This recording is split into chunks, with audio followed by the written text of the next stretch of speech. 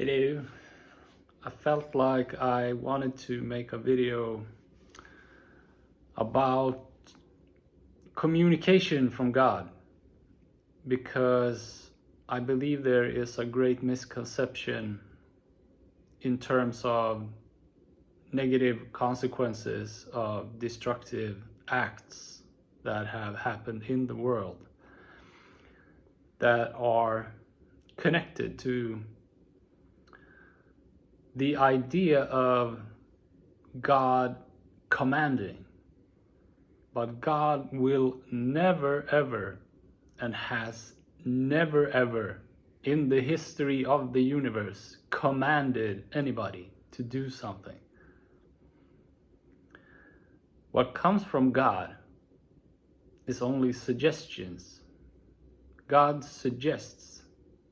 God is humble and peaceful and suggests that you do things. But there are many destructive acts that has been defined as commandments from God, but that will never happen. The commandment, on the other hand, can happen, but it's not from God.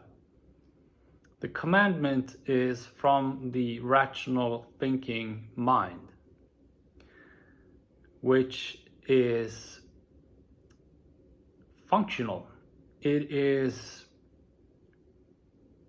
just a functional processor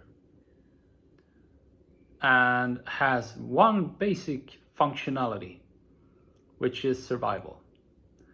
And if you have a dark self-perception, you will, in lack of humility, as this is needed to be in contact with God, because God is in the heart, God is love, then you will receive commandments from God, but that is really the rational mind. And if you're not humble before love, before God, but claim to be of God in your destructive acts, then you are a slave in relation to your own mind. And the basic functionality of survival, which makes for a destructive act as in killing somebody else, is a suicide initially. It's the individual who lacks humility and is so far away from their own emotions that they instead project everything over somebody else. And that's never the case for love. Love does not kill. So the functionality is primarily about blinking, swallowing, breathing, heartbeat, temperature, all of these basic functionalities of the human body. But if you're identified with the thinking mind and giving praise to the thinking mind as to be God, then that is super dangerous. It makes for robbery, rape, murder, war, everything. All in a false, dark self-perception, which is all about lying to oneself. And that creates a lot of pressure because an individual doing that is going against themselves. Self is God. Self, soul, God, source, universe, the same thing. Inner being, true, authentic nature of love. So if you are not affirming yourself as to be love, a light in your chest, then you are affirming yourself as the devil. And then you do devilish things. The devil does not exist. The greatest trick the devil ever pulled was convincing the world of its existence. I'm not saying his existence, its existence. The mind is it. The mind is the killer clown, if affirmed as true and authentic, which is ego. That's wrong. It's not bad. It's the basic functionality of self-discovery. Without it, we cannot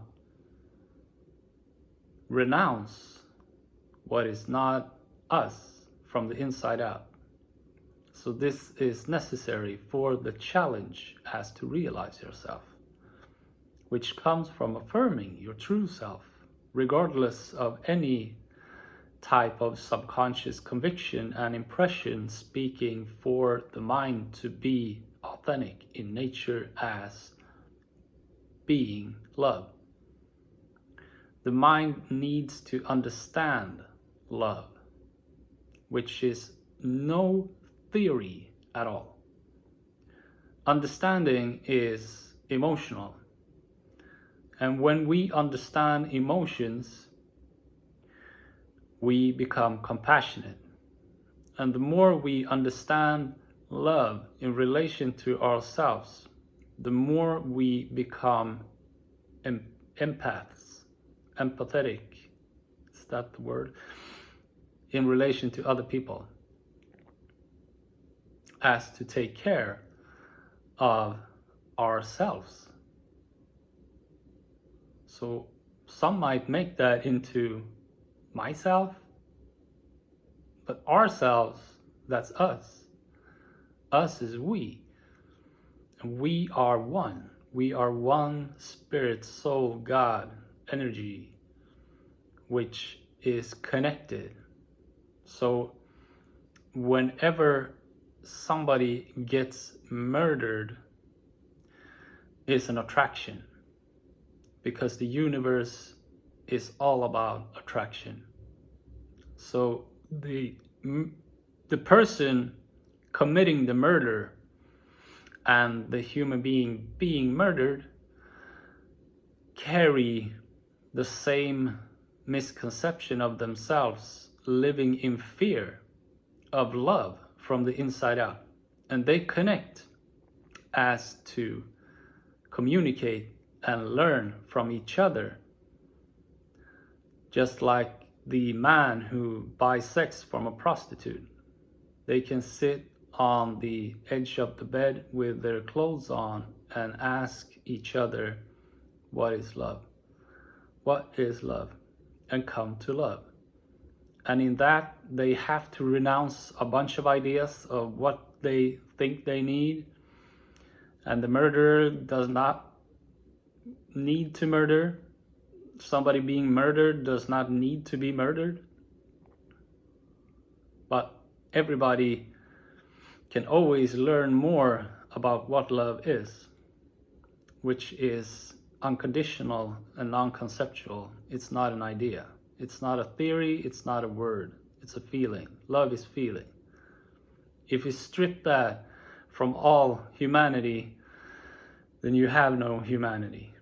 Then it's just the mind, the rational thinking mind, which is all about survival in relation to competition together with other people, which does not make for any togetherness at all.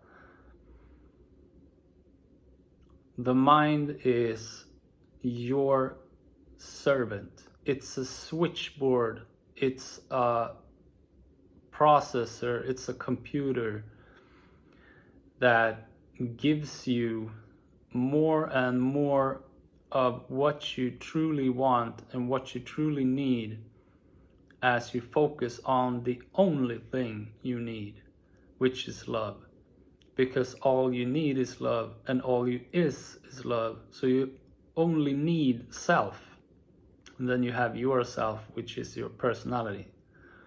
And people will say that, well, I need food, and I need a home, and I need clothes, and I need all kinds of stuff. That's more of a wish. That's more of, I want that.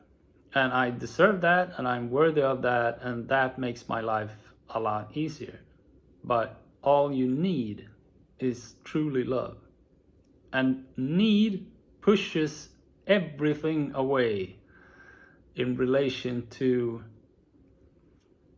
the thing, because it makes for a need not congruent with what you need.